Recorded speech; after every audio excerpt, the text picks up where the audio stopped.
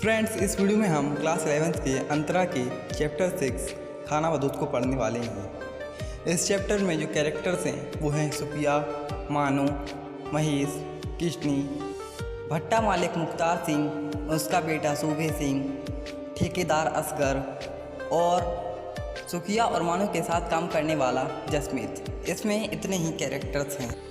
अब हम चैप्टर को शुरू करते हैं। खानाबदोश। खानाबदोश वे लोग होते हैं जिनका कोई घर नहीं होता, जिनका कोई ठिकाना नहीं होता। इस चैप्टर के एंड में लेखक ने सुखिया और मानव को खानाबदोश कह दिया है। लेखक बताते हैं कि सुखिया के हाथ की पकी ईंटें काफ़ी मजबूत होती हैं और देखते ही देखते सुखिया ने हज़ारों ईंटों को तैयार कर लिया और पकने के लिए जमा दिया और थोड़ी थोड़ी जगह छोड़ दी। उस जगह में कोयला, लकड़ी, बुरादा भरा जाना था जिनमें आग लगाकर ईंटों को पकाना था। आग लगाने से पहले भट्टा मालिक मुख्तार सिंह हर चीज़ का निरीक्षण करता कि कहीं कोई आग लगने की संभावना तो नहीं है। भट्टी में मजदूर मोरी में से लकड़ी, बुरादा आदि डालते रहते। थोड़ी सी आसावनी है नहीं मौत का कारण बन सकती थी।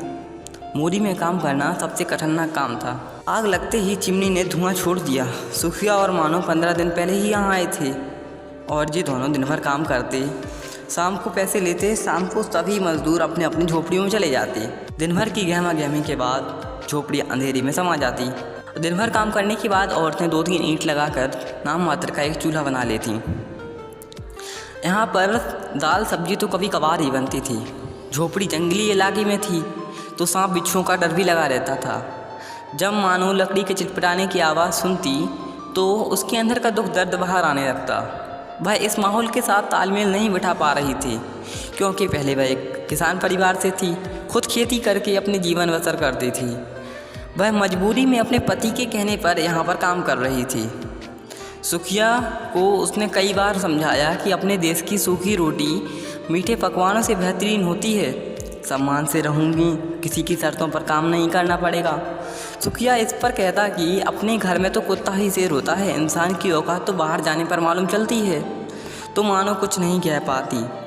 सुखिया ने पिछले महीने कुछ पैसे बचाकर सुरक्षित रख लिए थे।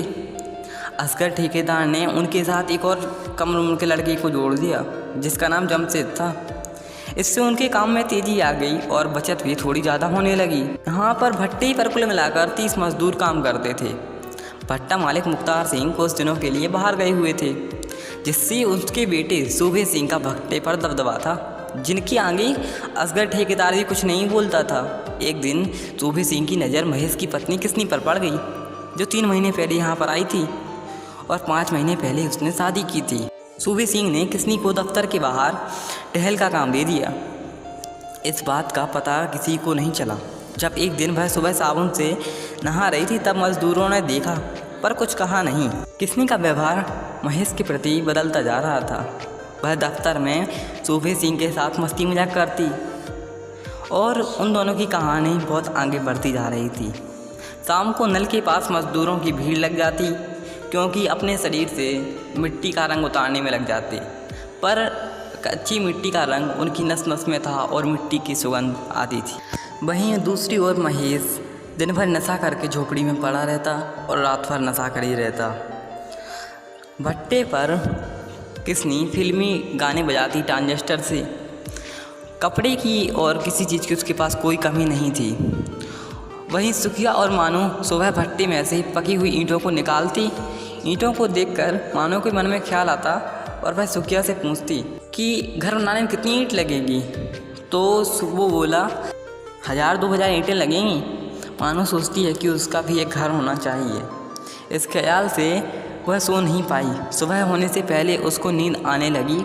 सुखिया ने सुबह झोपड़ी में देखा मानो अभी तक सो रही है। उसने जगाया।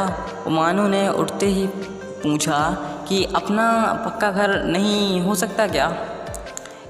तो वह बोला कि 2-4 रुपये में घर नहीं बनता। मानो के कई सवाल किए पर उसको वह समझाता कि अपनी इतनी औकात नहीं है कि अपन घर बना सकें और वह काम पर चला जाता। दोनों को अपने जीवन में एक लक्ष्य मिल जाता कि अपने गांव में एक ईंटों का पक्का घर बनाना है। वहीं किशनी और सूबे सिंह के साथ शहर जाने लगी। एक दिन ठेकेदार से सूबे सिंह ने कहा कि जाओ मानो को बुला कर लाओ, किशनी की तबीयत थोड़ी ख़राब है। पर ठेकेदार खुद ही चला गया। उसके बाद ठेकेदार को सूबे सिंह ने थप्पड़ मार दिया और लात जूते से उसकी पिटाई कर दी। वह नीचे गिर गया और सारे मजदूर देखते रहे। सूबे सिंह गाड़ी लेकर चला गया। शाम को मजदूरों ने जल्दी काम ख़त्म करके अपनी अपनी झोपड़ियों में चले गए और किया और मानो ने ठेकेदार को उठाया और झोपड़ी में लिटा दिया और उसके घावों पर हल्दी लगा दी। वहाँ पर दवा दारू का कोई इंतज़ाम नहीं था। मानो रोटी बनाकर फिर सुखिया को देती। सुखिया एक रोटी खाता और लेट जाता। मानो रोटी लेकर ठेकेदार के पास जाती, पर वह रोटी नहीं खाता क्योंकि वह ब्राह्मण था और मानो चमार। मानो को सूबे सिंह का डर सता रहा था, मगर उसे विश्वास था कि सुखिया उसे किसनी नहीं बनने देगा। वह किसनी नहीं बनेगी। वह भट्टा नहीं छोड़ सकती क्योंकि उसे अपना पक्का घर बनाना है था। उसे और सुखिया को नींद नहीं आ रही थी। बर्ताव भी बदलता जा रहा था। सूबे सिंह ने मानो को फंसाने के कई प्रयास किए, लेकिन वह नहीं फंसी और उसने अब परेशान करना शुरू कर दिया। सूबे सिंह ने सुखिया को मोरी का काम दे दिया, तो सांचा जसदेव को दे दिया। एक दिन सुबह मानो ने उठकर देखा कि उसकी पकाई ईंटों को किसी ने तोड़ दिया है। ईंटों के साथ उसके सपने भी टूट जाते।